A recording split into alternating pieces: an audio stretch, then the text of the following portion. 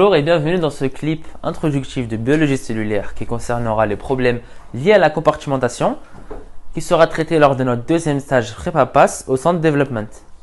Tout d'abord, il est important de distinguer solvant et soluté. Solvant en général est le volume majoritaire. Par exemple, ici l'eau et les solutés sont les molécules qui vont se dissoudre dans le solvant. Ici, les molécules vertes. Ici, par exemple, nous avons deux types de solubilité dans l'eau. Les molécules hydrophiles vont se solubiliser, se dissoudre facilement dans l'eau. Ces molécules hydrophiles sont polaires. Puis au contraire, nous avons les molécules lipophiles qui vont former des petits agrégats, des petits caillots. C'est-à-dire qu'ils vont mal se solubiliser, donc mal se dissoudre dans l'eau. Ces molécules lipophiles sont aussi dites apolaires. Et ces molécules lipophiles vont diffuser facilement à travers la membrane car c'est une bicouche lipidique. Ensuite, nous distinguons deux gradients, deux types de gradients.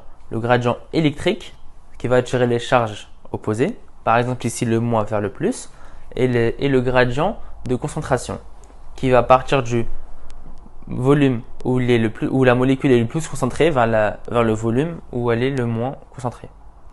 Lorsque la diffusion suit le gradient, elle le suit par un mécanisme passif. Et au contraire, lorsqu'elle va contre le gradient, par exemple ici à ici, ce sera par un mécanisme actif qui va utiliser de l'énergie. Par exemple sous forme d'ATP pour les pompes que nous verrons dans le cours.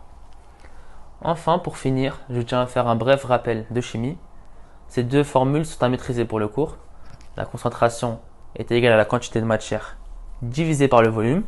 Simplement avec cette formule-là, nous pouvons retrouver l'unité de la concentration. Puis nous avons aussi la quantité de matière qui est égale à la masse divisée par la masse molaire. Merci.